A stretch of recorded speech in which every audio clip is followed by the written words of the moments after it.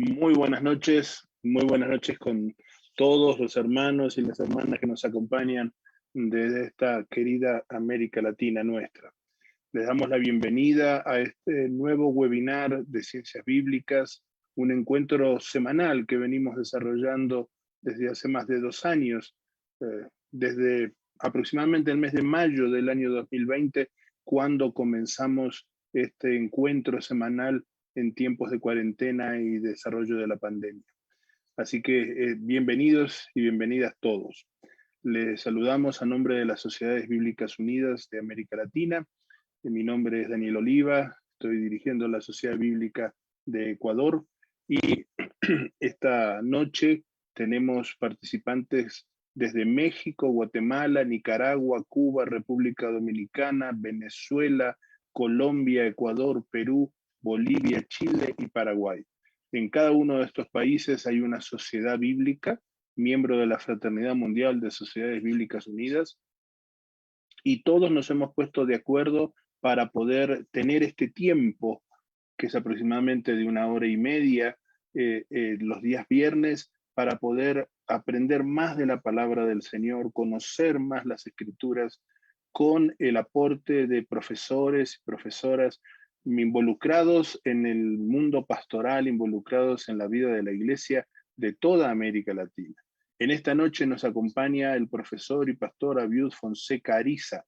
Él es peruano, pero residente en Ecuador desde hace muchos años, y el tema de hoy que él nos va a estar disertando es extranjeros, extraños o hermanos, Biblia y teología de la migración. Un tema de mucha actualidad pastoral, de mucha actualidad en nuestros distintos países, y esperamos con ansias que el profesor Abiud Fonseca Ariza pueda compartirnos sus reflexiones. Quiero invitarles a que podamos orar antes de hacer la presentación formal del profesor Abiud, para poder poner este tiempo en las manos del Señor. Oremos. Padre de los cielos y Dios de misericordia, te damos gracias porque tú estás en medio de tu pueblo, donde hay 2 o 3 reunidos en tu nombre, querido Jesús. Tu promesa es que estarás con nosotros allí. Y tú eres el rostro viviente del Padre de los cielos. Tú eres el que nos trae la salvación, tú eres el que nos habla el mensaje del Evangelio, tú eres el que nos muestra cómo modelar la misión de la iglesia que fue creada por ti. Hoy nosotros estamos reunidos en tu nombre, Jesús, pidiendo que el Padre de los cielos nos hable a través de su palabra y a través de lo que ha llevado a reflexionar al profesor Abiud, y que el Espíritu Santo nos esté acompañando para mostrarnos en cada uno de nuestros lugares cómo poner en práctica los aprendizajes recibidos. Los desafíos que nos plantea la migración en nuestro continente son tremendos, pero también como Iglesia de Jesucristo necesitamos ponernos a tono para responder ante esos desafíos arraigados y cimentados en tu palabra, querido Padre. En el nombre de Jesús comenzamos este tiempo y pedimos que tu gracia acompañe a nuestro expositor en esta noche, el profesor Abiud Fonseca Ariza. En el nombre de Jesús lo hacemos todo.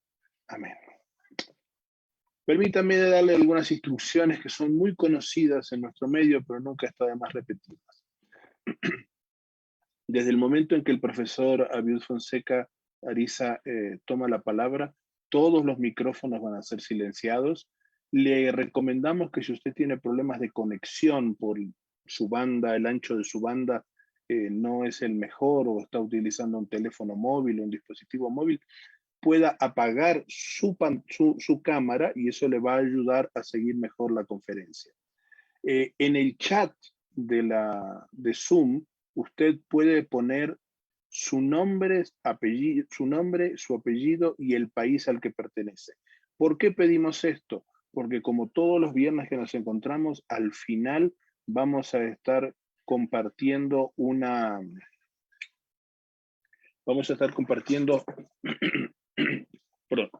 un insumo bíblico que puede ser retirado en las distintas sociedades bíblicas que se encuentran participando en la noche de hoy. Las preguntas, usted va a encontrar en el chat un usuario que se llama Preguntas, escríbale directamente a ese usuario sus preguntas para que nosotros, luego de terminada la conferencia del profesor Abiud Fonseca Ariza, podamos hacerle esas preguntas y transmitirle lo que usted desea preguntarle sobre la exposición realizada. Con esto vamos a la presentación del expositor. Abiud Fonseca Ariza es pastor y es profesor de teología, es peruano radicado en Ecuador, es profesor de teología y Antiguo Testamento en el Seminario Sudamericano, Semisud, y en otras instituciones teológicas, y ha estado acompañándonos en los diplomados de ciencias bíblicas que llevamos los días sábados adelante. Le invitamos para que no se los pierda. Es investigador y escritor de artículos científicos en el área de teología y antropología. Es pastor ordenado por la Iglesia de Dios en funciones en la Iglesia Capilla del Valle, en la zona de Cachapamba, Sangolquí, en las afueras de Quito, Ecuador. Es director del Departamento de Capellanía del Semisud y es presidente de la Asociación Unión Bíblica de Ecuador. En cuanto a sus estudios, es un tecnólogo médico de la Universidad Nacional Mayor de San Marcos, Perú. Se graduó en Teología Pastoral de Semisud, Ecuador, licenciado en Ciencias Religiosas de la Universidad Cristiana Latinoamericana, posgrado de Teología en Escolar y en Sagrada Escritura de Semisud y maestría en Antropología en la Universidad Flaxo del Ecuador. Está desarrollando también estudios en el programa de Teología Intercultural Bridging Gaps de la Universidad Libre de Ámsterdam y una maestría de investigación en el programa de posgrado en Teología del Semisud y la Universidad Libre de Ámsterdam.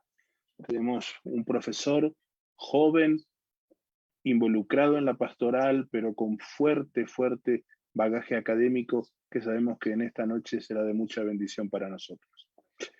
El tema es extranjeros, extraños o hermanos, Biblia y teología de la migración. Siendo las 19 horas con 12 minutos, hora ecuatoriana, le damos paso a nuestro querido hermano, amigo y expositor en esta noche, Abiud Fonseca Ariza. Abiud, este es tu tiempo.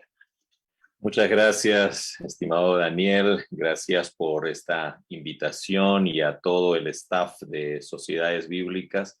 Realmente es para mí un grato privilegio compartir con ustedes y con todos los que se han podido conectar a través de esta sesión de Zoom y también a través de la transmisión en Facebook y de otras redes. Quiero expresar mi profundo agradecimiento y a la vez también decirles a ustedes que este espacio es un espacio que seguramente nos enriquece a todos los que participamos de esta reunión o de estas reuniones. Como bien lo anunció el pastor Daniel, voy a hablar o voy a compartir con ustedes un tema que es coyuntural porque estamos nosotros viviendo dentro de una dinámica mundial donde la movilización humana se da por distintas razones y la iglesia en todo caso se ve desafiada, ¿no? Y nosotros como cristianos nos vemos desafiados a asumir responsabilidades frente a estas distintas formas de movilización humana, ¿no? Nos encontramos ahora muy expectantes, por ejemplo, de lo que acontece en esta fatídica guerra que se está liberando allá en Europa y definitivamente ha movilizado a tanta gente que sale de su país o de sus países por razones de protección, pero no solamente es lo que acontece allí, sino es lo que acontece también dentro de nuestras realidades y toda la movilización humana que hay constantemente producto de ciertas políticas, de ciertas cuestiones que definitivamente hace que la gente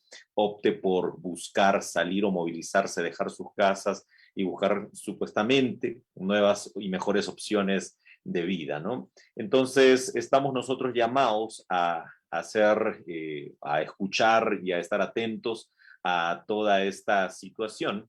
Y es por eso que en esta noche quise tratar o compartir con ustedes algunas reflexiones respecto a una pregunta que siempre nos hacemos. Y la pregunta que siempre nos hacemos es, ¿y qué dice la Biblia, no? O sea, ¿qué dice la Biblia al respecto? Creo que como iglesia como cristianos en general, hemos asumido que si hay algo que Dios quiere y que su palabra lo expresa, es que podamos nosotros actuar siempre con misericordia, con justicia a favor de aquellos que están viviendo por situaciones bastante complejas, como por ejemplo los migrantes o aquellos que son movilizados por distintas situaciones, sobre todo por situaciones de violencia. Creo que todos podemos decir, y es común que podamos pensar de que la atención justamente a los migrantes o a las personas que están atravesando por estas situaciones que son bastante precarias en muchos casos, la atención es como un llamado que se nos hace a los que tenemos esta fe cristiana en tono a lo que Jesucristo nos dijo, nos encomendó, ¿no? Cuando Él proclamó su misión, la implantación, el establecimiento del reino de Dios, un reino que incluya justamente a personas que están atravesando por estas necesidades. Creo que de eso sabemos, pero el día de hoy quiero plantearles, además de eso, quizás algo que podríamos también reflexionar respecto no solo a lo que la Biblia construye respecto a lo que es ser extranjero, sino también a un llamado que tanto Jesucristo y el apóstol Pablo nos hacen. Así que quiero comenzar compartiendo con ustedes una presentación que he preparado para que sobre esa base podamos dirigirnos en las reflexiones que estamos realizando en esta noche. El título, como ya lo dijo Daniel, extranjeros, extraños o hermanos. Hago esa pregunta porque quizás sea la que va a dirigir un poco nuestra reflexión. Es cuando comenzamos a distinguir o cómo y por qué comenzamos a distinguir que existen algunos seres humanos que realmente se hacen o los percibimos como extraños. ¿Y por qué son los extranjeros justamente aquellos que son llamados así extranjeros? Porque han adquirido una especie de configuración donde los que somos propios los miramos como extraños. Entonces, ¿por qué los distinguimos de esa manera y cuál es el llamado bíblico frente a esa forma que tenemos nosotros de distinguir a otras personas? Extranjero, entonces quizás es el concepto fundamental que vamos a tratar o del que vamos a reflexionar nosotros en esta noche. He hecho algunas anotaciones allí que provienen justamente de los estudios, sobre todo políticos, sociales, ¿no? Extranjero es un concepto que está configurado desde esa diferenciación que solemos hacer. Ya los estudiosos dicen que nosotros, los seres humanos, que vivimos dentro de ciertas dinámicas que están o que obedecen a estructuras tan fuertes como, por ejemplo, las estructuras del lenguaje, ¿no? Nosotros cuando en nuestra vida cotidiana utilizamos el lenguaje para comunicarnos, o sea, para que la realidad que percibimos sea realmente configurada y entendida, utilizamos ese lenguaje. Ese lenguaje y otras cosas más que gobiernan nuestra vida, por lo general están establecidos por una especie de norma que hemos asumido como una cuestión bastante natural, que es la diferenciación binaria, ¿no? ¿Qué es lo blanco? Lo blanco es lo que no es negro, ¿no? ¿Qué es lo limpio? Es lo que no está sucio. ¿Qué es el día? Es lo que no es noche, etcétera. Entonces, desde esa concepción de diferenciación binaria es que hemos ido nosotros también percibiendo el concepto de extranjero. Y el concepto de extranjero se instala en esa diferenciación básica que hacemos nosotros como seres humanos, que es la diferenciación entre lo que soy yo y quién es el otro o qué es el otro. A partir de allí se comienza también a establecer esta distinción de yo es lo propio, otro es lo extraño. Y en esa misma línea, entonces aparecerá una diferenciación geopolítica y que tiene otras aristas más, que es la del nacional, que está asociado con lo que soy yo, lo que es propio, y también está el concepto del extranjero en oposición a lo que es el nacional, que está asociado justamente con lo otro o el otro o con lo extraño. De esa manera entendemos nosotros esta perspectiva. Por eso que en nuestro diálogo cotidiano, en nuestra forma de vida cotidiana, siempre a veces preguntan, y sobre todo cuando yo, por ejemplo, soy peruano y vivo acá en el Ecuador hace mucho tiempo y he tratado a veces de incluso asimilarme fuertemente a la vida aquí ecuatoriana, pero siempre hay alguien que dice, usted es extranjero, ¿no? O sea, usted no es de acá, ¿no? O sea, hace inmediatamente esa diferenciación. Y por lo general esa diferenciación se hace porque, por ejemplo, tienen un acento distinto o tienen algunas referencias o formas que se han vuelto bastante distinguibles cuando hemos asimilado esa idea de que los seres humanos estamos divididos entre lo que somos propios y los que son extraños. Entonces el concepto de extranjero está allí, ¿no? Radica allí, en que hay algo que es propio nacional y hay algo que es extraño. Sin embargo, este concepto presenta también una serie de dificultades para poder entenderlo, porque cuando comenzamos a decir entonces lo extranjero es lo extraño, pero muchas veces utilizamos el término extranjero realmente para poder no solamente hacer una diferencia, sino también para poder proponer alguna característica más. Extranjero, por ejemplo, le llamamos, y ahora que nosotros, por ejemplo, aquí en Sudamérica y en otras partes del mundo vivimos esta migración que los hermanos venezolanos están, bueno, ahora quizás con un poquito, no tan fuerte como algunos años atrás, pero en las naciones como naciones muy vecinas, o las naciones vecinas, las naciones sudamericanas y otras naciones más que han recibido a muchos extranjeros venezolanos, entonces comienzan a no solamente ser conscientes de que existe una movilización, sino a la vez también comienza a haber una serie de impugnaciones, porque comienzan a decir, no, pero ¿por qué vienen? Nos quitan el trabajo, nos quitan el lugar del espacio en el que habitamos, etcétera, ¿no? Entonces allí comienza a generarse una noción del extranjero, pero una noción media que carga consigo una especie de acusación, ¿no? O sea, ser extranjero como que no necesariamente es algo muy privilegiado, sino más bien es algo que a veces es denostado, ¿no? Y eso justamente lleva a que podamos generar algunos prejuicios y algunos actos xenofóbicos. ¿Cuáles son los extranjeros que por lo general no gozan del privilegio o no gozan de la aceptación de los nacionales? Los extranjeros que por lo general no gozan de esta aceptación son los migrantes, los refugiados y los desplazados, ¿no? Ustedes saben que existen algunas diferencias en esos términos. Migrante, el que ha salido para tener una vida mejor; refugiado, el que viene de un espacio de conflicto, como por ejemplo las guerras o algo más, y los desplazados son aquellos que se movilizan dentro de un mismo país. Ahora, es interesante porque estos extranjeros son por lo general víctimas de una situación de pobreza y una situación de violencia. Y son extranjeros no porque han decidido ir a pasar un bonito momento, sino porque realmente están atravesando por una situación bastante complicada. Estos extranjeros son víctimas de prejuicios y actos xenofóbicos. Es por eso que Adela Cortina va a decir, no, estos extranjeros en realidad no son extranjeros, sino son pobres. Y es por eso que los despreciamos, porque el desprecio no está no radica en su extranjería, sino radica básicamente en su condición de pobreza y en la situación que están viviendo. Hay extranjeros que más bien son vistos con bastante privilegio, ¿no? Por ejemplo, los turistas, los inversionistas, los diplomáticos, los estudiantes que han ganado una beca, la gente de intercambio y otros más, ¿no? Que están en otro país, pero que no necesariamente están pasando por dificultades o por necesidades serias, sino que tienen ciertos privilegios. Y estos extranjeros que son vistos de manera privilegiada, realmente cuando se les llama extranjeros, como que la carga significativa les da cierto orgullo, ¿no? O sea, ese es extranjero. ¿Por qué? Porque lo ven así gringo, como dicen en algunos, ¿no? O sea, lo ven así con una forma distinta. Luego también están algunos extranjeros que ya han sido asimilados por la nación. Por ejemplo, los que son residentes, los que son nacionalizados, los que tienen una documentación, pueden trabajar libremente, tener los beneficios. Y uno se pregunta, ¿realmente es extranjero?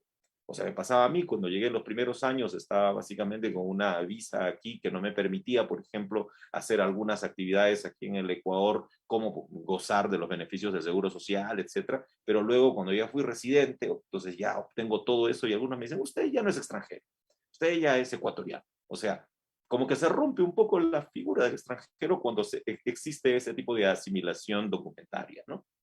A través de los documentos. Pero también existen algunos extranjeros que no se sabe si son extranjeros o no, porque son extranjeros sin ser de afuera, la gente de los pueblos originarios. La gente de los pueblos originarios, algunos chilenos hay acá, los mapuches, por ejemplo, en Chile. Cuando uno le pregunta a un mapuche, ¿eres chileno? No, soy mapuche. O en todo caso, los shuar que hay aquí y otros pueblos originarios aquí que son reconocidos desde sus mismas nacionalidades. Son como que extranjeros sin ser extranjeros porque viven dentro de un país imaginado, pero que no se sienten parte de ese país. Algunos pueblos que están también en disputa territorial, ¿no? Que no se sabe, los palestinos son extranjeros, no son extranjeros dentro del territorio que ocupan, ¿no? Esta región ahí al lado de Moldavia, muy famosa, Transnistria. ¿Qué son esos? ¿Son extranjeros? No son extranjeros. Y hay otros que simplemente han decidido vivir una forma en la cual no se sabe si realmente son extranjeros o no. Algunos, qué sé yo, mexicanos que se van a Tailandia, viven en Tailandia, pero trabajan en México a través de las redes. Y tienen todo allá en México, pero están viviendo en Tailandia. Y uno dice, ¿qué son? ¿Son extranjeros? ¿Son nacionales? Etcétera. O algunos que, por ejemplo, viven bajo una perspectiva en las que el Estado no los reconoce. ¿Por qué? Porque de repente cuando fueron niños no les sacaron los documentos y cuando no tienen documentos uno sabe qué son. ¿Son nacionales? ¿Son extranjeros? ¿Qué son? Entonces, esto nos lleva a una seria pregunta. ¿Realmente entendemos nosotros qué es ser extranjero? O sea, ¿realmente entendemos claramente y el concepto de ser extranjero es un concepto que realmente lo entendemos bien? Bueno, nosotros aquí en esta dinámica vamos a hacernos esa pregunta, pero vamos a hacernos esa pregunta sobre la base de un texto que para nosotros es un texto referente, la Biblia. ¿Qué es ser extranjero? A ver, ¿qué dice la Biblia sobre esto si estamos nosotros frente a algo que realmente ni siquiera podemos distinguirlo de bien, ¿no? Y para complejizar eso, decidí utilizar como punto de partida un texto que es un texto muy interesante, que lo presenta el apóstol Pablo, al cual vamos a retornar al final, que es el texto de Gálatas 3:28, cuando el apóstol Pablo, hablando acerca de la eclesía, ¿no? Y fundamentando la idea de lo que significa la eclesía, hace una aseveración muy fuerte. ¿Y cuál es esa aseveración? Dice, ya no hay judío ni griego.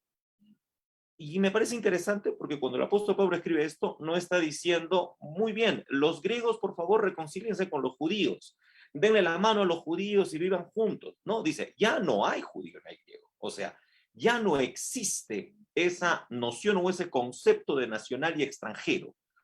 Porque cuando formamos parte de la eclesía, tenemos que aprender que tenemos que derribar ciertas fronteras que nos llevan a justamente vencer esta noción tan poco definible que es lo extranjero. O sea, el apóstol Pablo lo que estaba diciendo es, cuando le posee, como que alguien le preguntara al apóstol Pablo y le diría, apóstol Pablo, ¿qué es ser extranjero? El apóstol Pablo dice, en la eclesía eso de extranjero no debe hablarse realmente. ¿Por qué? Porque en la iglesia, no hay judío ni hay griego, ¿no? Pablo está planteando una transgresión a la imaginación humana que diferencia a los seres humanos, diciendo uno es nacional y otro es extranjero. Dice, en un ámbito como el nuestro, como el que vivimos en la iglesia, eso debe superarse. Entonces, si es que eso debe superarse, ¿cómo entender las distintas formas de referirse a lo extranjero en la Biblia?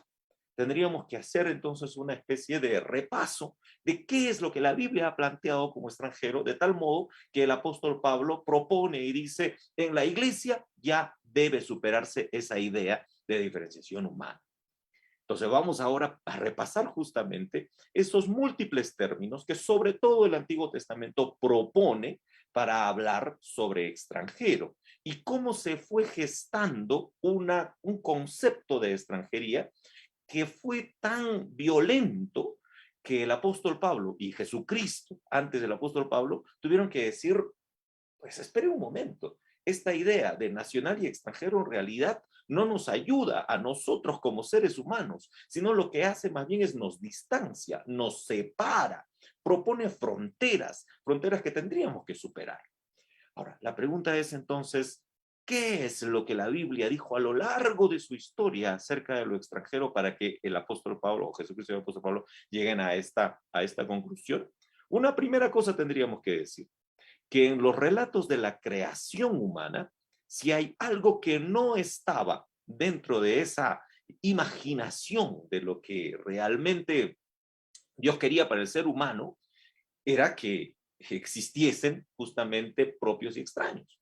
A mí me parece muy interesante que cuando el escritor de Génesis 2 escribe y habla sobre la creación humana y habla sobre cómo se crean el ish y la isha, ¿no? El varón y la varona, el varón y la mujer, como llamamos, y termina el texto de Génesis 2 haciendo una aseveración y dice, no, ojalá que estos dos, ish y isha, se unan para que sean un solo ser, dice, ¿no? Para que sean un solo ser, para que sean, y nosotros en nuestra traducción dice, en la traducción de la Reina Valera, ¿no?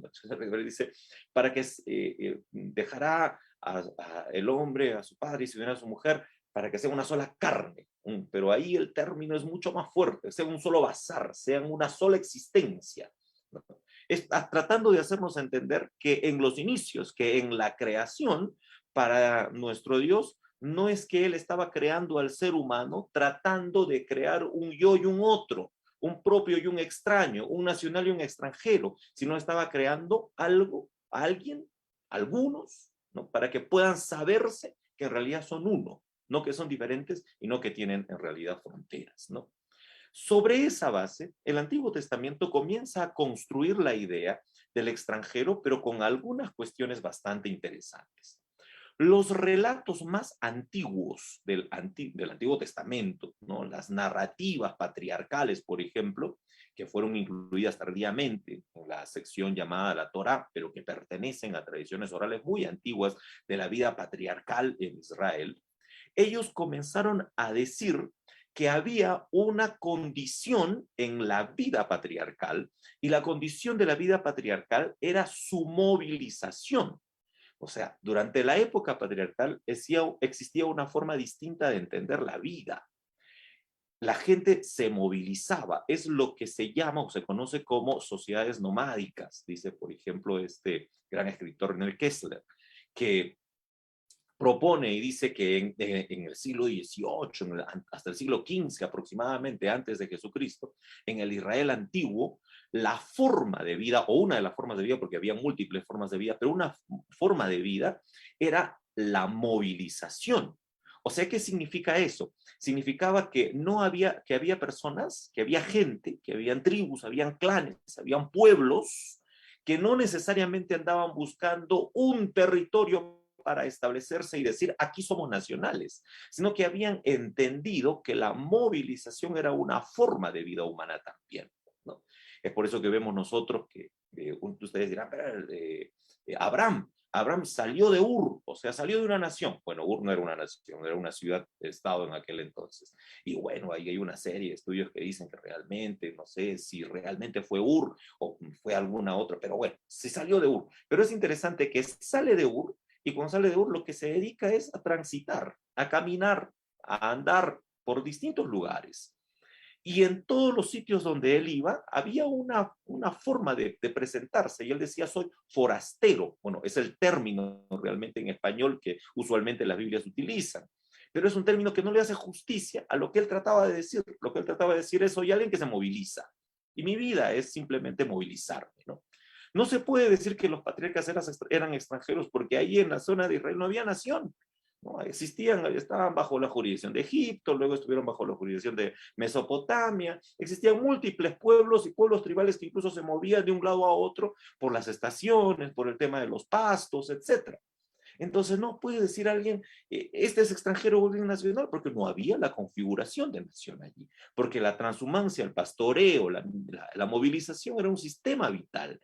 Entonces, porque ellos en su vida habían asumido que su vida era justamente eso, el peregrinaje. Ojo, que la vida nomádica no es que ha desaparecido, en nuestro mundo aún existen, ¿no? Algunas sociedades que se caracterizan por la movilización. ¿No? Poner un ejemplo, en Mongolia hay gente que se moviliza todo el tiempo y que no está radicando en un determinado espacio, porque han entendido que su vida es movilizarse, son gente en movimiento.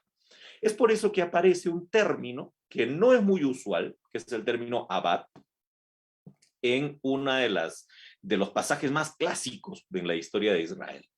Un arameo errante, o sea, un arameo que se movilizaba, un arameo que estaba moviéndose de un lado a otro ese fue mi padre. Entonces es interesante que Israel no dice, nosotros provenimos de tal o cual nación, ¿no? Sino nosotros provenimos de una forma de vida donde la gente simplemente se movilizaba. Y justamente esa forma de vida fue la que nos dio origen a nosotros. Cuando Abraham se presentaba utilizando un término también un tanto extraño, porque no es muy usual en el Antiguo Testamento, que es el término toshab. ¿Y qué significa el término toshab? Se ha traducido como forastero. Forastero da la impresión, es como que viene de otro lado, pero en realidad es más bien peregrino, se podría decir, no sé si peregrino, o alguien que se moviliza. O sea, yo soy alguien que se moviliza, dice, cuando llega allá donde los hititas, ¿no? A pedir que le regalen una porción de tierra para que pueda enterrar a su esposa Sara. Y los hititas no le dicen, oye, pero tú eres extranjero, no, le dicen, pero tú eres príncipe de nosotros.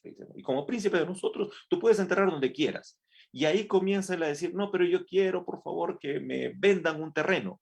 Y ellos le dicen, bueno, este terreno es tuyo, en realidad, ni siquiera te tenemos que vender. O sea, en esa presentación que hace Abraham de sí mismo en este pasaje, Génesis 23:4, él está diciendo, yo soy alguien que me movilizo. Estos términos son poco usuales. Hay un antropólogo que se llama Tim Ingold, dice que la movilización es el fundamento de la vida de los pueblos premodernos. Él dice que hay una forma de vida que es la forma de vida llamada el caminante. El caminante no solo sale de un lugar y va a otro, sino que el tránsito puede ser su lugar vital. Entonces, cuando nosotros nos referimos y decimos, los patriarcas, ellos fueron extranjeros, no fueron extranjeros en el sentido que nosotros estamos entendiendo de la palabra, sino que ellos fueron gente que se movilizaba y que hizo de su forma de vivir una movilización constante. Estos términos son los términos más antiguos que se utilizaron para poder hablar sobre aquellos que quizás no estaban radicando en una tierra, ¿no? Como dice Tim Ingold, tampoco se puede decir que un extranjero caminante es aquel extraño que ha salido de su lugar propio, más bien es aquel que ha asumido a la movilidad como vínculo con la tierra. El caminante es el que cree que mediante la movilización está en un vínculo constante con una tierra que también se mueve. Por ende, no podemos llamarles a ellos extranjeros, sino tenemos que llamarles, pues, caminantes, forasteros, peregrinos, abad, toshab, etc.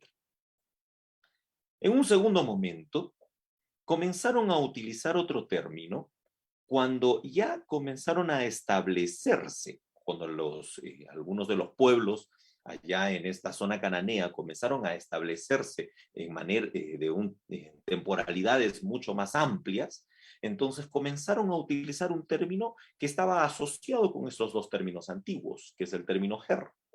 Es por eso que existen algunos nombres que incluso incluyen este término y son nombres justamente de pueblos donde habitaron los patriarcas, donde estuvieron o pasaron por ahí o transitaron los patriarcas. El pueblo, por ejemplo, Gerar, que aparece también como parte de algunas genealogías, donde Abraham, donde Isaac hicieron tienda, donde ahí estuvieron. Este término Gerar está asociado con esta raíz, Ger, ¿no?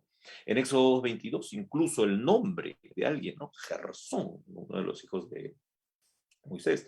O sea, Ger era una forma, y dice, porque es forastero, ¿no? ¿Qué significa este Ger? ¿Significa alguien extraño? ¿Significa alguien que no pertenece a la nación? Pues tampoco, porque todavía no eran nación. ¿No? De acuerdo a la historiografía que nosotros conocemos, eran en el tiempo de Abraham, eran todavía algunas tribus que se movilizaban, todavía no tenían una tierra fija, luego se van a Egipto, y cuando están en Egipto luego tienen un largo periodo en el desierto, no se establecían aún en un determinado territorio, y en esos tiempos se utilizaba este término ger, ¿no? Cuando Israel todavía no tenía la conciencia de ser una nación, cuando Israel todavía estaba en ese proceso de tratar de asimilar a múltiples tribus que se movilizaban en aquel entonces. Se utiliza este término para hacer notar de que en una tierra, en un determinado espacio, en un determinado lugar, han optado por habitar algunos clanes o familias y que de vez en cuando aparecen otros clanes que llegan a ese espacio ya habitado. ¿Qué hay que hacer con estos clanes o con estas familias que llegan a este espacio ya habitado? ¿Hay que votarlos porque para ellos no hay tierra? No, más bien hay que asimilarlos porque pobrecitos no tienen tierra y la gente necesita tierra para hacer sus cultivos, para que sus animales también se alimenten de eso, etc.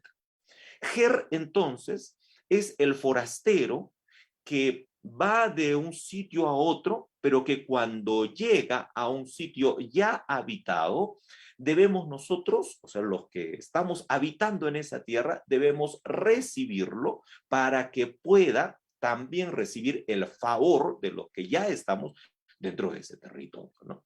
Es alguien que no siendo nativo de una población constituida por relaciones de parentesco, ha llegado para comenzar a establecerse en ese territorio. Este término ger es muy utilizado en el Deuteronomio, sobre todo en una sección del Deuteronomio que se conoce como el Código Deuteronómico, que según los estudiosos es quizás una de las formas legales más antiguas del Antiguo Testamento, donde este extranjero o este ger no significaba alguien extraño, sino más bien significaba ser digno del favor de los residentes del campo, no porque era el pueblo que no tenía nada, sino porque debía ser integrado como parte de la sociedad campesina. Este código deuteronómico, el Deuteronomio, demandó a la gente que habitaba en ese territorio que rompan sus imaginarios de separación para aceptar una convivencia armónica con el ger, a quien nosotros le llamamos extranjero, pero que no es tan extranjero, porque no es alguien muy extraño, sino más bien es alguien que tiene que ser recibido como hermano. Y hay una afirmación que aparece constantemente en el Deuteronomio, ¿no? Y en el Deuteronomio dice, tienes que hacer eso, Israel, tienes que hacer eso, porque recuerda que tú también estuviste en esa situación cuando te fuiste a Egipto, ¿no? Entonces es como que es un mandato, ¿no? Y no solamente un mandato, sino también es como entender la idea de que el advenedizo, el que ha llegado, es alguien que más bien debe integrarse dentro del espacio vital donde uno está radicando, donde uno está viviendo, ¿no? Entonces, este ger no es un extranjero, vuelvo a decir extraño, sino es un extranjero al que más bien hay que recibir y hacer parte dentro de la organización vital donde radicaban estos, los que estaban comenzando a formar la nación judía. Hasta aquí, fíjense que estamos diciendo que Israel todavía no tenía conciencia de nación, o sea, todavía no tenía un territorio, todavía no era un reino, todavía no tenía una capital, todavía no tenía eso, ¿no? Sino que era más bien una especie de pueblo inicial, de una nación inicial quizás. Entonces ahí estas ideas de extranjería no estaban configuradas como nosotros entendemos lo que es ser extranjero.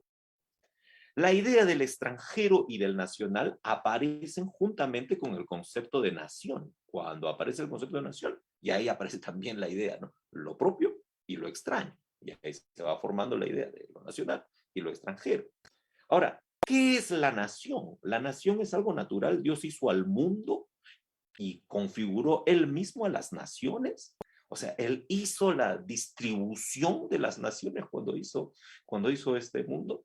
Benedict Anderson, un gran estudioso, va a decir, la nación es una construcción simbólica, o sea, es una imaginación nuestra, que está delimitada por una territorialidad definida por los poderes hegemónicos, o sea, son los poderes realmente dentro de una sociedad los que dicen, bueno, nosotros queremos que sea este el territorio que nos corresponde, para que así puedan controlar a las poblaciones, ¿no? Para que así puedan controlar a los que habitan dentro de ese territorio. Los que viven en una nación deben constituir entonces una identidad homogénea, porque de ese modo se diferencian de los que quedaron fuera de ese territorio. Por eso es que los que son nación deben distinguirse de los que no lo son, para que en todo caso la identidad pueda ser una identidad mucho más distinguible. Entonces, lo que está planteando Benedict Anderson es que realmente la idea de nación, la idea de nacional, es una cuestión que nos inventamos nosotros para poder controlar un poco mejor a los que viven dentro de un territorio determinado. Y sobre todo para que los que dirigen a esa población puedan controlar mejor a esa población, generando así una identidad homogénea que se pueda distinguir de los que no están dentro de ese territorio. Lo nacional, entonces, se entendió como propio y lo extranjero se entendió como extraño. Israel comenzó ese proyecto en la época monárquica, en la época de la monarquía, de acuerdo a la historiografía bíblica con David, pero de acuerdo a los historiadores contemporáneos, dicen por allá con Josías, realmente en el siglo VIII, es cuando recién comenzaron a tener la idea de que eran una nación. Y algunos dicen que ni siquiera allí ligeramente comenzaron, pero más fuerte se hizo esto más bien cuando se fueron al exilio. En el exilio babilónico comenzaron a decir ellos, no tenemos que perder nuestra hermandad, no tenemos que perder nuestro parentesco, no tenemos que perder nuestra identidad, así que comencemos nosotros a decir qué es un nacional, qué es un judío, qué es un israelita. De tal modo que cuando llega el post-exilio, o sea, cuando vuelven de Babilonia, se inicia el megaproyecto que es liderado por los sacerdotes. ¿Cuál es el megaproyecto? Construir la nación de Israel, ¿no? Construir la nación de Israel. Con ese megaproyecto que significa construir la nación, tiene que también construirse no solamente la nación, sino también qué es lo nacional, qué es lo judío. Y los sacerdotes comienzan a poner una serie de características para decir esto es lo que es realmente judío, ¿no? Una de las características es el judío tiene un cuerpo distinguible, y el cuerpo distinguible del judío es que es el cuerpo circuncidado, por ejemplo, ¿no? El cuerpo no circuncidado es no judío, por lo tanto es extraño, ¿no? Por lo tanto es extranjero, ¿no? Cosas así comenzaron a imaginarse en este proyecto de fundación de la nación en la época del posexilio. Allí aparece entonces la idea de pueblo y nación.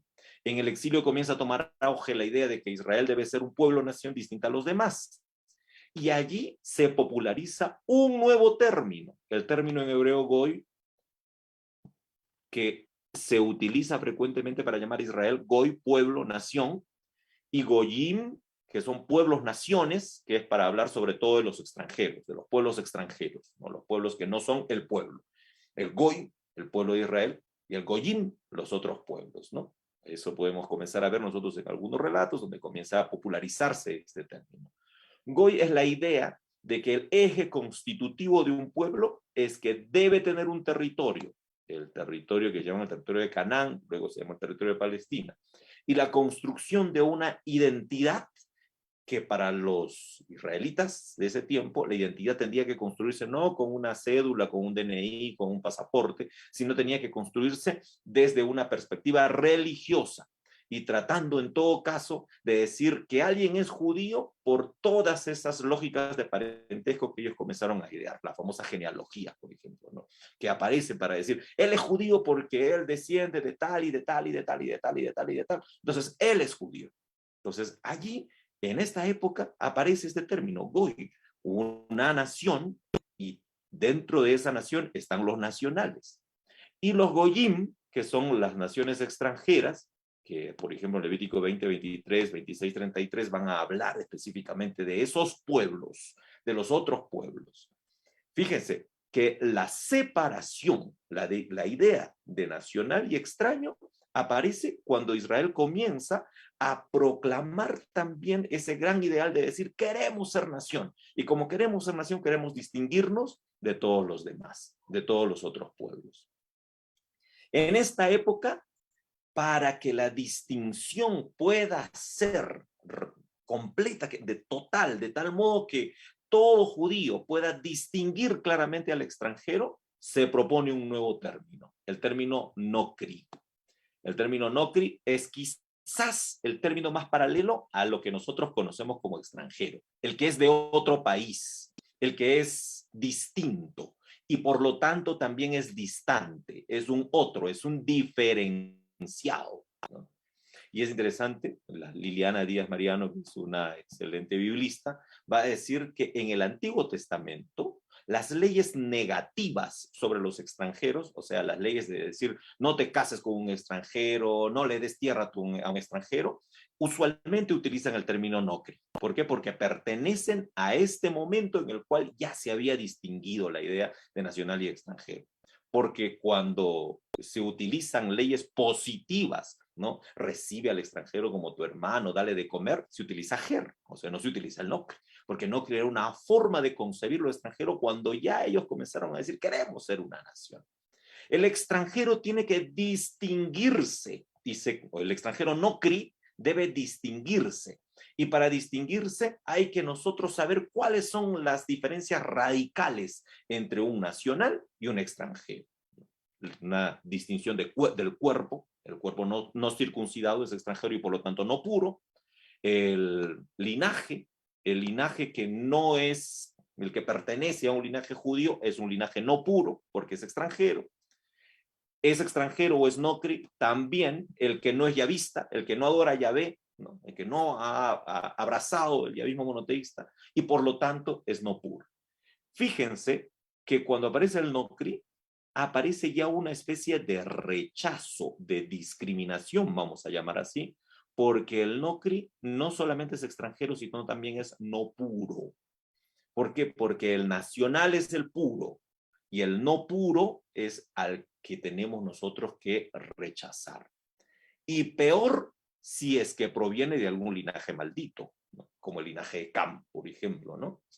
Genera ahí esa idea. Lo que viene del linaje de Cam son no puros. En todo caso, ni siquiera son no puros, sino son matables también, ¿no? O sea, aquellos a quienes podemos nosotros no solamente rechazar, sino también podemos nosotros pues asesinar, porque en todo caso pertenecen no solamente a un linaje no puro, sino a un linaje maldito.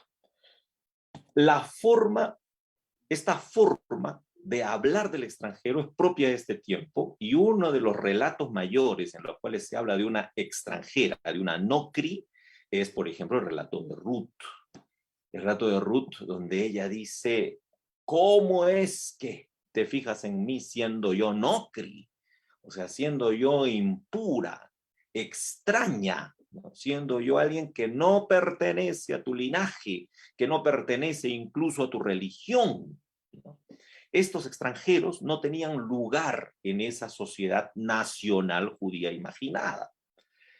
De tal modo que en Esdras 10, por ejemplo, aparece que las mujeres extranjeras tenían que ser expulsadas. ¿Por qué? Porque estaban en una situación de desvalor respecto al nacional. Ruth se va a convertir entonces en la voz de las campesinas extranjeras frente a la opresión de ese proyecto nacional que aparece fuertemente en el posexilio liderado por los sacerdotes, ¿no? En ese tiempo, para radicalizar la idea de que lo extranjero es muy, muy extraño, va a aparecer otro término, que es el término más fuerte que hay en el texto del Antiguo Testamento. El término sur, que se utiliza sobre todo en Levítico, ¿no? Por ejemplo, cuando Levítico dice que ofrecieron fuego como los extraños, por eso es que murieron los hijos de Aarón, ¿no? Cuando dice ningún extraño tendrás aquí, ¿no? En Levítico 22:10, o ese varón extraño, ¿no? 22:12. Ese término sur se refiere justamente a esa forma de entendimiento de lo extranjero, pero ya desde una perspectiva violenta, xenofóbica, ¿no? No, el extranjero no puede siquiera pasar por nuestras tierras, porque ese extranjero no tiene no solamente la legalidad, sino que incluso es ilegítimo en nuestras tierras, dicen así estas leyes sacerdotales que pasan del Nocri hasta el sur, ¿no? El sur-sar, dicen, pronuncian algunos, que entienden la idea de la extranjería desde esa perspectiva, de una perspectiva ya de rechazo, una perspectiva ya de reconocimiento de que realmente es muy, muy extraño y que no forma parte de la nación. Este es el contexto donde viene Jesús. O sea, cuando Jesús viene, no es que se entendía que el extranjero era el abad, el toshab.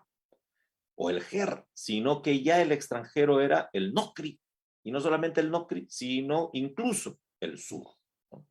Y es por eso que no solamente en la época de Jesús, sino ya antes, algunos profetas comenzaron a hacer un reclamo. Y el reclamo que comenzaron a hacer es, oigan, acuérdense ustedes que en realidad no tenemos que hacer una diferencia y una separación tan radical entre propios y extraños. Amós es uno que levanta su voz y dice una cosa bien fuerte, ¿no? Dice, hijos de Israel, ¿no me sois vosotros como hijos de etíopes, dice Jehová? ¿No hice yo subir a Israel de la tierra de Egipto y a los filisteos de Caftor y de Kir a los arameos? Este texto a mí me parece brutal. ¿Por qué me parece brutal? Porque lo que les está diciendo a ellos, oigan, ¿ustedes quién se creen? Que son los únicos escogidos por Dios, son los únicos, y que el resto son no crisosar, son extraños. Fíjense que yo también soy padre, o soy Dios, o yo también liberé a los etíopes, a los filisteos, a sus peores enemigos, a ellos también, y a los arameos también. Así que olvídense de esas cuestiones de andar dividiendo el mundo en nacionales y en extraños. El relato de Ruth, ¿qué dice el relato de Ruth? Que la nocri es una salvadora de la judía, ¿no? Porque la judía ya se había rendido, la Noemí, y había entrado a un ámbito de decir, no, ya, mi rendición es total de tal modo que yo soy ahora una mujer amargada. Pero ¿cómo el relato nos dice que la nocri, o sea, la despreciada, la extraña, se convierte más bien en salvadora de una judía? Este tipo de relatos que hablan un poco sobre cómo subvertir la idea de nacional y extranjero van a estar presentes en los testimonios de Jesús y el apóstol Pablo. Cuando Jesús habla del reino de Dios, Jesús enfatiza que el reino de Dios no solamente es para un pueblo, ¿no? Porque el Señor Jesús vino a predicar el reino de Dios a los galileos, a los judíos, a los samaritanos y a los gentiles. Y es por eso que él no negó el reino de Dios, incluso a gentiles como un centurión que le dijo, no, no soy digno de que vayas a mi casa. Y Jesús dijo, wow, él tiene más fe que todo Israel, ¿no? O sea, el reino de Dios de Jesús supera esta distinción que se había hecho sobre el nacional y el extranjero. Y vuelvo al texto inicial, al de Pablo. Cuando Pablo entiende lo que es la iglesia, dice que en la iglesia debemos también superar esta idea de que existen nocris o de que existen surs, ¿no? ¿Por qué? Porque en la eclesía, esa que sigue obedeciendo el mandato o la propuesta del reino de Dios de Jesucristo, en la eclesía, si realmente allí hay reino de Dios, lo que no debe haber es judío ni griego. No debe haber peruano, venezolano, ecuatoriano, colombiano. O sea, no hay. La imaginación esa se cae.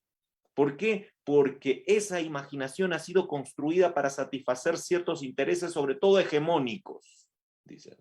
Entonces, eso se supera. ¿Por qué? Porque esa imaginación del judío y el griego, el nacional y el extraño, lo que ha traído es violencia. Lo que ha traído es crisis, separación, injusticia. Hay que superar las fronteras humanas y esto nos lleva incluso a reimaginar lo que creemos que es el ser humano. Porque el ser humano para los judíos era el perfecto humano, era el que obedecía a la ley. Perfecto humano, perfecto judío.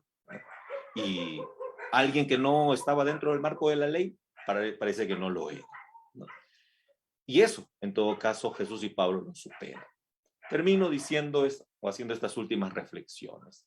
Creo que nosotros, los cristianos, hemos concebido la idea del extranjero desde dos grandes vertientes. Esas que heredamos en realidad del judaísmo y el helenismo, creyendo que existen sí nacionales y extranjeros, nacionales y diferentes. Y por otro lado, nosotros como cristianos, que pertenecemos a esta cultura moderna, lamentablemente, también hemos entendido la idea de extranjería desde la nación moderna.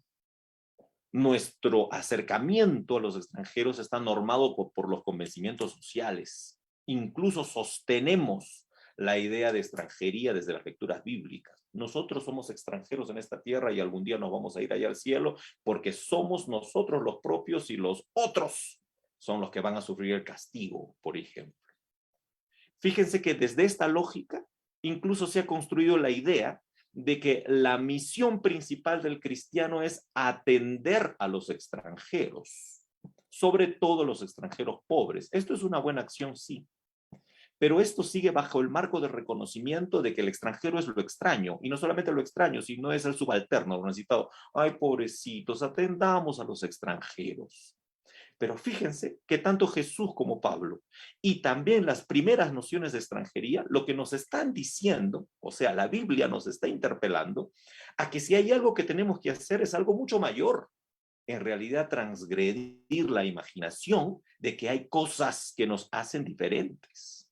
O sea, no solamente hay que atender al extranjero, sino hay que superar la idea de que somos diferentes y asimilarnos más bien como hermanos y no como aquellos que no son los nuestros. Por eso la pregunta del inicio era, ¿qué es ser extranjero?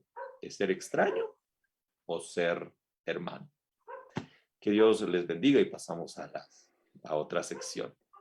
Muchas gracias, profesor Abiud. Realmente levantaste polvareda ahí entre la audiencia con algunas preguntas que tenemos para compartir cuando llega su momento.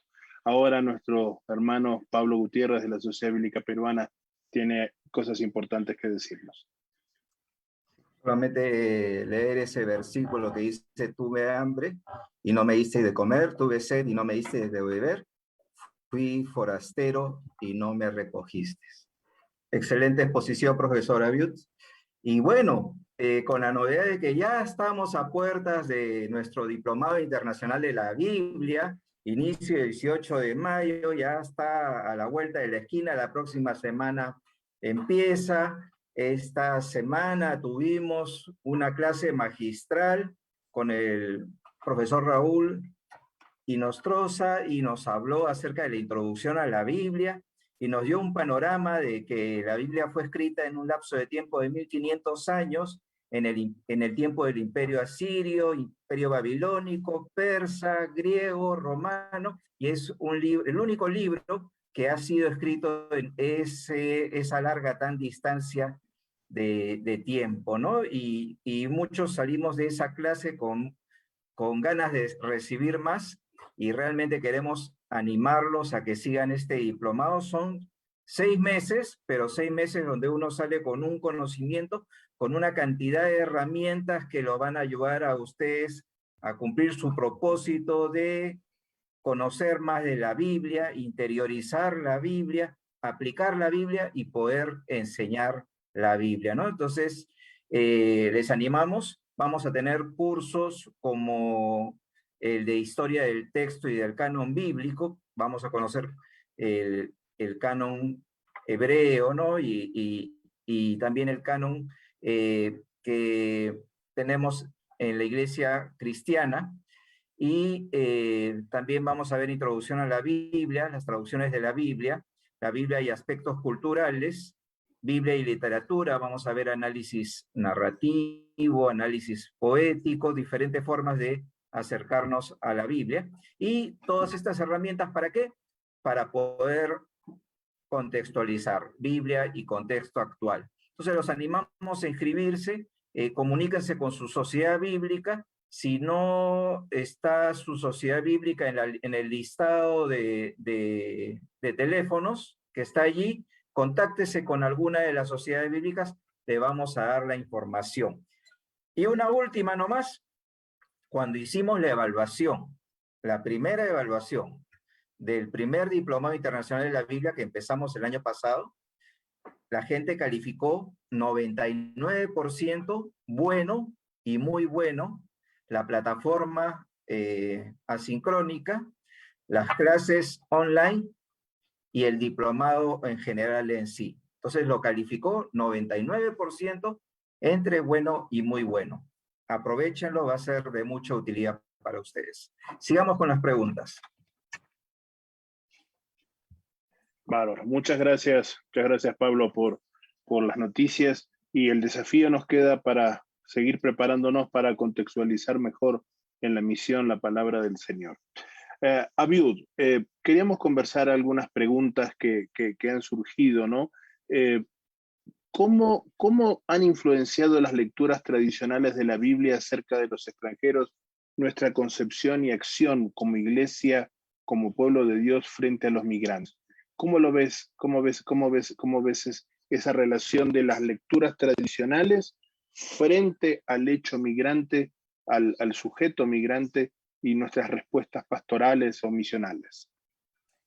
Yo creo que nuestra lectura tradicional de la Biblia está enmarcada también en la imaginación que tenemos nosotros del nacional y el extranjero. De tal modo que cuando leemos en la Biblia de que Abraham era extranjero o que Isaac también fue a buscar mujer a otro sitio, es que estamos entendiendo todo desde esa perspectiva, ¿no? De que existe una cosa que se llama lo propio y existe algo que se llama lo extraño. Sobre esa base, creo que estamos leyendo nosotros casi todas los relatos bíblicos y no nos percatamos que realmente los relatos bíblicos nos están presentando otra condición de vida que no necesariamente es esa que nosotros solemos imaginar. Sobre esa base, creo que hemos entendido también que la misión de la iglesia es ayudar al migrante, por ejemplo, ¿no? Que es el extranjero en necesidad. Uh-huh. Y eso está bien, porque me parece que es justamente algo que necesitamos hacer con urgencia. Pero a la vez también tenemos que considerar que cuando pensamos de esa manera, ya estamos asumiendo de que el migrante es un otro, o sea, que es también un extraño al que hay que ayudar. Ahora, lo que estaba tratando de proponer tanto con las lecturas de Pablo y de todo lo que el Antiguo Testamento nos ha dicho, es que realmente la Biblia no está presentando desde los inicios la idea de que existe un propio y un extraño. Y si hay algo que quiere Pablo, es que venzamos eso. O sea, que no solamente tengamos como misión ayudar al migrante, sino no distinguir que hay migrante, sino realmente entender de que somos uno, de que no podemos nosotros decir, vamos a hacer un ministerio para los migrantes porque ellos son los pobrecitos a los que hay que ayudar, sino que ellos son hermanos y hermanas y que no debe existir de alguna manera esta imaginación que nos ha separado. Ahora, yo creo que nuestras lecturas tradicionales de la Biblia sí nos han llevado a veces a esas ideas, ¿no? De la imaginación de que los extranjeros son extraños y de que nuestra misión principal es solamente la ayuda o la asistencia, a veces cayendo también en el error de seguir tratándolos como diferentes. Sobre eso te cuento una anécdota que tuve hace no mucho tiempo. Bueno, parte de mi tarea en sociedades bíblicas en Ecuador es acompañar a las iglesias en sus procesos y visitarlos. Me invitaron a una iglesia a predicar un domingo donde iba a haber asamblea de la iglesia. Y en la asamblea me invitaron a quedarme, como tener voz, me invitaron, solamente después sin tener mayor participación. Pero me llamó la atención que cuando se hizo el informe de la iglesia, se hablaba de la composición de la iglesia de esta manera. X porcentaje, X número niños y niñas, X número adolescentes, X números jóvenes, X número tercera edad, X números adultos mayores, X números extranjeros. Lo que dices, ¿no? Pero lo pude vivenciar. A veces asumimos que los extranjeros que vienen a nuestras iglesias son un bloque, un segmento al cual debemos atender y no los vemos parte de nuestro proceso, ¿no? Ahora, ¿qué aprendizajes podemos extraer de las distintas formas que tiene el Antiguo Testamento de reconocer al extranjero para una mejor conciencia y acción de la iglesia frente a la migración? ¿Con qué palabras de las que tú nos llevaste de la mano recorriendo, cuáles considerarías que serían las mejores para entender e identificarnos como pueblo de Dios? Ok, antes de responder eso, solo quería hacer un comentario más respecto a lo que decías, ¿no? O sea, es Sí. triste cuando distinguimos a los extranjeros migrantes, es fatal cuando realmente los distinguimos para discriminarlos. Ojo que existen también algunas iglesias que lo hacen, ¿no? Que definitivamente eso es condenable. Es un poquito, es animoso ver que se reciben a los migrantes, pero que todavía se los reciben siempre con esta discriminación de los otros. Pero sabes que existe otra forma también de distinguir al extranjero muy común en nuestras iglesias, que es de distinguir al extranjero rico, ¿no? Y al extranjero rico se lo distingue haciéndolo sentar en las primeras sillas, ¿no? Lo que diría Santiago, no, nunca hagas eso. Porque el extranjero rico, el misionero, el supervisor, etcétera, es el que debe distinguirse de otra manera, es el que puede acceder al micrófono, es el que puede hablar, porque los demás no. O sea, el extranjero pobre no puede hablar nunca, ¿no? Al extranjero pobre no le vamos a hacer dar un saludo, por ejemplo.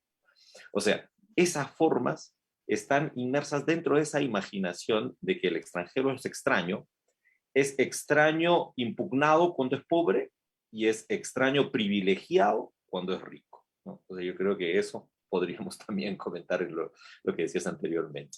En lo que me preguntabas ahora, yo creo que uno de los términos, o dos de los términos, el término abad y el término toshab, que eran los iniciales, creo que es un término que tenemos que recuperar un poco también nosotros.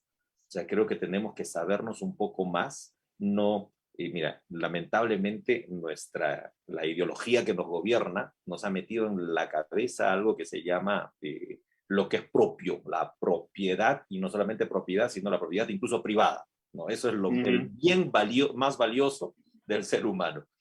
Ahora, con esa idea, a veces nosotros hemos perdido también algo tan fundamental que Dios quería para el ser humano, que el ser humano se supiese caminante, ¿no? Por eso que incluso tanto Jesucristo como también la iglesia es entendida como peregrina, como caminante, ¿no? Como algo que realmente, donde la movilización no es un pecado, la movilización no es algo que debe ser entendido como ilegítimo, ¿no? Porque ya lo hemos considerado ilegal, ya consideramos nosotros la movilización ilegal, porque para movilizarse hay que pasar por ámbitos de la legalidad. Pero ojalá que no perdamos nosotros la idea de que la movilización es algo legítimo del ser humano, es algo que podemos hacer nosotros porque así, de alguna manera, Dios nos quiso desde el principio. Y esos dos términos, abad y toshab, nos ayudan a tejer también, nos ayudan a entender esa dimensión humana que escapa a las locas ideas de solo lo propio, solo lo cerrado, solo el territorio, etcétera, ¿no?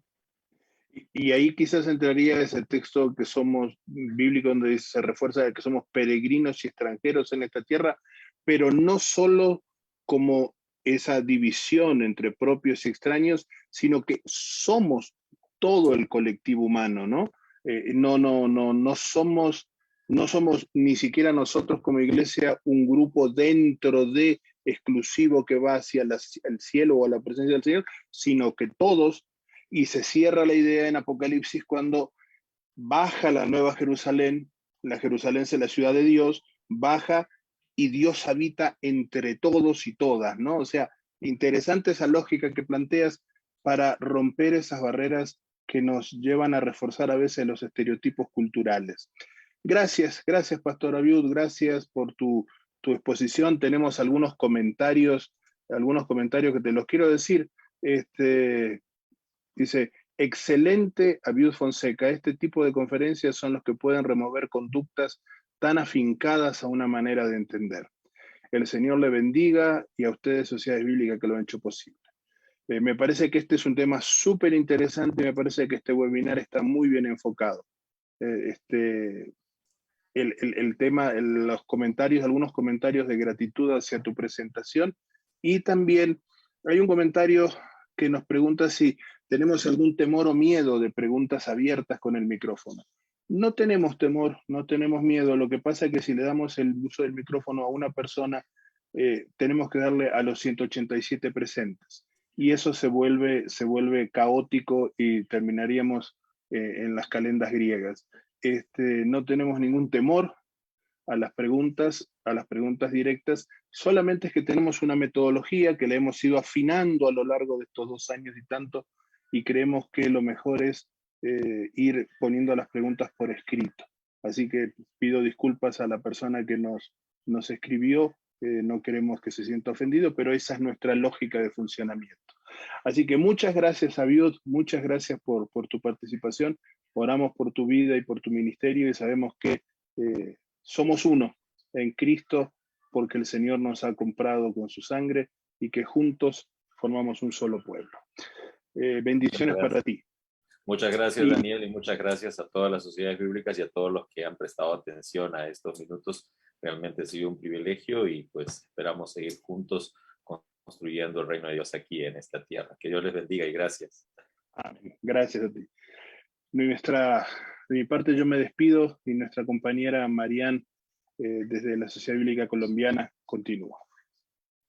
Gracias, Daniel, y gracias al profesor Abiu por su presentación en esta noche. Creo que todos salimos con un aprendizaje muy interesante respecto de los extranjeros, ¿no? Que deberíamos de tratarlos como hermanos. Y bueno, vamos a pasar al tiempo de la bendición, de otra bendición adicional, no el conocimiento, sino algo más material, que es un recurso bíblico. Recuerden a las personas que voy a nombrar, que son los ganadores de este recurso bíblico, llamar a la sociedad bíblica, confirmar que estuvieron presentes en esta conferencia y bueno, ahí cada sociedad bíblica definirá cómo hacerle llegar ese recurso bíblico, bien sea que usted vaya o bien sea que se le haga llegar. Entonces, para Perú tenemos a Liz Echeverría Alanya, de Chile a Victoria Espinosa, de Ecuador a Carol Segarra, de Guatemala Joana Morales, de Colombia a Sandra Vega, de Bolivia a Sabaraín Rojas, de México tenemos a Oseas Ramos, de Cuba a Isaac Lima y de República Dominicana a Simeón Cruz. Entonces, recuerden llamar a su sociedad bíblica, ojalá no se han retirado de la conferencia para que sepan que han sido unos ganadores. Y bueno, vamos a contarles cuál es la próxima conferencia, el próximo viernes 20 de mayo. Se llama Conocimiento y Visión en la experiencia del desierto. Y ya con este título ya nos lleva a unos libros al principio de nuestra Biblia, donde vamos a poder recibir esta información del profesor Jorge Jessy Triana, doctor en teología. Entonces recordemos, es el mismo horario.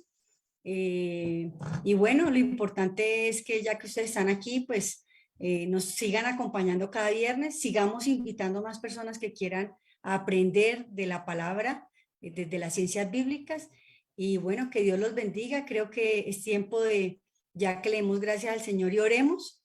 Gracias por nuestro conferencista y gracias por la participación de ustedes de estar en este momento, en este lugar tan apreciado, porque creo que hemos aprendido mucho y lo único que tuvimos fue que disponernos y sentarnos frente a nuestro celular o computador. Entonces, démosle gracias a Dios. Padre, gracias te damos, Señor, en esta noche. Agradecemos y bendecimos, Señor, la vida del profesor Abiu Fonseca, Señor, de la de su familia, Dios. Te damos gracias por el tiempo que él ha dedicado, Señor, en este tiempo a enseñarnos, Padre. Y bueno, gracias a ti, Señor, por la vida que le diste. También bendigo a cada uno de los participantes que se dispusieron, Señor, a atender esta conferencia. Gracias también a las sociedades bíblicas, Señor, que hacen posible este tiempo cada viernes, Dios. Y agradecemos a cada una de las personas coordinadoras y de la parte tecnológica, Señor, que estamos presentes también, aportando, Señor, este servicio a esta causa tan importante, Señor, que es llevar tu palabra, Dios, enseñar sobre tu palabra. Hoy te bendecimos y, Señor, nos vamos con un corazón agradecido a descansar, Señor, sabiendo que mañana es un día nuevo, lleno de nuevas misericordias que tú nos das. Oramos en el nombre del Señor Jesús. Amén. Bueno, y pueden abrir sus micrófonos. Le mandamos un abrazo de las Sociedades Bíblicas Unidas. Que Dios los bendiga y pueden saludar a nuestro conferencista. Nos vemos el próximo viernes. Dios los bendiga. Chao. Gracias. Bendiciones para todos. Gracias. Muchas bendiciones para todos. Hermanos.